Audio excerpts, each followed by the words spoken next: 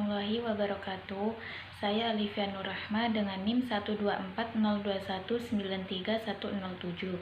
Di sini saya akan mewakili sebagai moderator dari kelompok 9 yang akan membawakan materi bertema pendekatan sektoral dan regional dalam perencanaan pembangunan wilayah. Berikut materi yang akan disampaikan. Pertama yaitu ruang lingkup perencanaan pembangunan wilayah. Perencanaan wilayah biasanya dituangkan dalam perencanaan tata ruang wilayah, sedangkan aktivitas biasanya tertuang dalam rencana pembangunan wilayah baik jangka panjang, menengah maupun jangka pendek. Dalam perencanaan pembangunan nasional maupun dalam perencanaan pembangunan daerah, pendekatan perencanaan dapat dilakukan dengan dua cara, yaitu pendekatan sektoral dan pendekatan regional. Yang kedua, pendekatan sektoral. Pendekatan sektoral merupakan suatu upaya untuk mengelompokkan aktivitas ekonomi ke dalam sektor-sektor pendukungnya. Berdasarkan sumber lainnya, pendekatan sektoral adalah suatu pendekatan di mana seluruh kegiatan ekonomi di dalam wilayah perencanaan dikelompokkan atas dasar sektor-sektor, misalkan sektor jasa, pertanian, perkebunan, dan industri.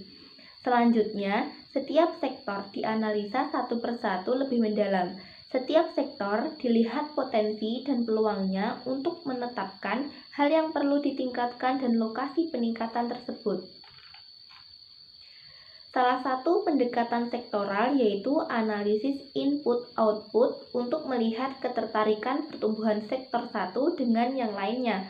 Analisis masukan keluaran ini baru bisa digunakan apabila tabel masukan dan keluaran untuk suatu daerah sudah tersedia. Selain itu juga ada metode agregasi yang dapat digunakan untuk meramalkan perkembangan masing-masing sektor penghasil barang. Dalam pendekatan sektoral, untuk setiap sektor selanjutnya dibuat analisis yang mendalam mengenai komoditas tersebut, seperti sektor apa yang punya nilai keuntungan kompetitif di wilayah tersebut yang dapat bersaing di pasar global, sektor apa yang bersifat basis dan non-basis, sektor apa yang memiliki nilai tambah yang tinggi, dan sektor apa yang menyerap tenaga kerja. Kemudian, pendekatan regional. Pendekatan regional lebih berfokus pada aspek tata ruang atau spasial dalam pengembangan wilayah. Pendekatan regional memperhatikan penggunaan ruang untuk kegiatan produksi atau jasa dan juga prediksi arah konsentrasi kegiatan dan perkiraan kebutuhan untuk masing-masing konsentrasi serta merencanakan jaring-jaring penghubung sehingga berbagai kegiatan dapat efisien. Pendapat lain memandang bahwa pendekatan regional adalah akumulasi dari bagian-bagian penyusun wilayah dengan potensi yang beragam dengan keharusan untuk berkolaborasi dalam pengelolaannya untuk kemakmuran. Pendekatan regional harus dapat menjawab berbagai pertanyaan yang belum terjawab. Jika hanya menggunakan pendekatan sektoral seperti lokasi dan berbagai kegiatan ekonomi yang akan mengalami perkembangan, kemudian penyebaran penduduk di masa yang akan datang dan kemungkinan besar kemungkinan pertumbuhan baru. Kemudian adanya pertumbuhan struktur ruang wilayah dan prasarana yang perlu dibangun untuk perubahan struktur ruang tersebut. Saya akan menjelaskan mengenai materi selanjutnya. Memadukan pendekatan sektoral dan regional dalam perencanaan pembangunan wilayah. Dalam perencanaan dan pembangunan wilayah harusnya memadukan kedua pendekatan sektoral dan pendekatan regional. Pendekatan sektoral sulit mengidentifikasi adanya overlapping perencanaan.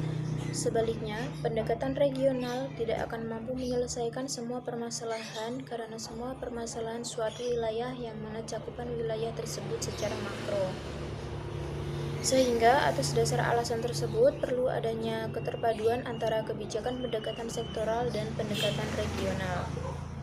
Langkah-langkah yang dapat dibuat untuk memadukan kebijakan sektoral dan regional ini melalui menetapkan visi dan misi serta tujuan, memaksimalkan dinas-dinas terkait dalam hal pendataan wilayah, adanya perencanaan bertahap atau proyeksi pembangunan wilayah ke depan, melihat SDM, SDA, dan prasarana yang ada, memaksimalkan kemampuan kelembagaan pemerintah dalam menjalankan rencana atau program yang diberikan pada suatu wilayah, dan tujuan terakhirnya adalah rencana pembangunan wilayah yang bertahap.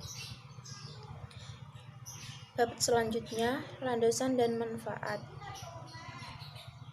Ruang adalah wadah yang meliputi ruang daratan, lautan, dan udara sebagai satu kesatuan wilayah, tempat manusia dan makhluk lainnya hidup dan melakukan kegiatan serta memelihara kelangsungan hidupnya. Landasan yang digunakan dalam pengaturan penggunaan ruang telah ditegaskan dalam Undang-Undang Dasar 1945 pada pasal 33 ayat 3. Bab selanjutnya, bentuk campur tangan pemerintah. Peran pemerintah daerah di era otonomi sangat besar sekali, karena pemerintah daerah diberikan kewenangan untuk mengurus pemerintahannya sendiri. Untuk melaksanakan tugas tersebut, pemerintah harus berperan aktif dalam pembangunan ekonomi daerahnya.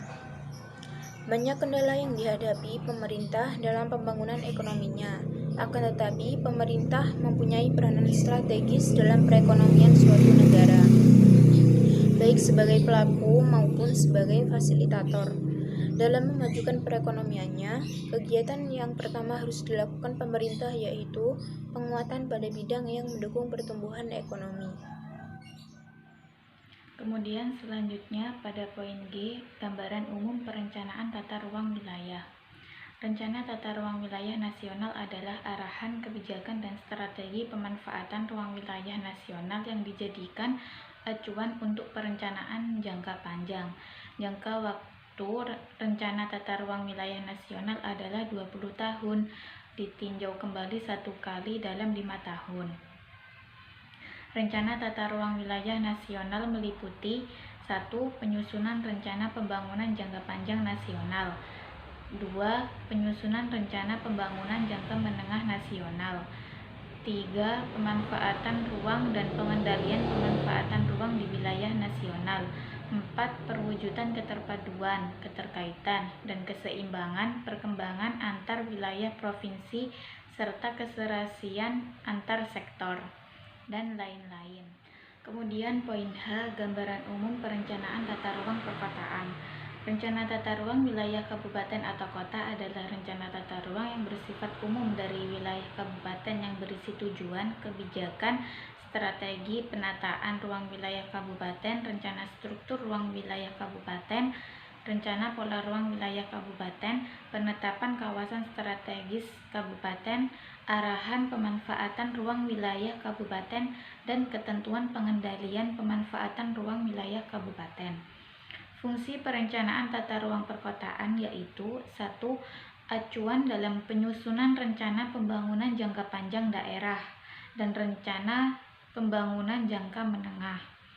Yang kedua, acuan dalam pemanfaatan ruang atau pengembangan wilayah kabupaten atau kota. Yang ketiga, acuan untuk mewujudkan keseimbangan pembangunan dalam wilayah kabupaten atau kota, dan lain-lain. Kemudian manfaat dari perencanaan tata ruang perkotaan itu sendiri adalah 1. Mewujudkan keterpaduan pembangunan dalam wilayah kabupaten atau kota. Yang kedua, mewujudkan keserasian pembangunan wilayah kabupaten atau kota dengan wilayah sekitarnya. Dan yang ketiga, terakhir, menjamin terwujudnya tata ruang wilayah kabupaten atau kota yang berkualitas.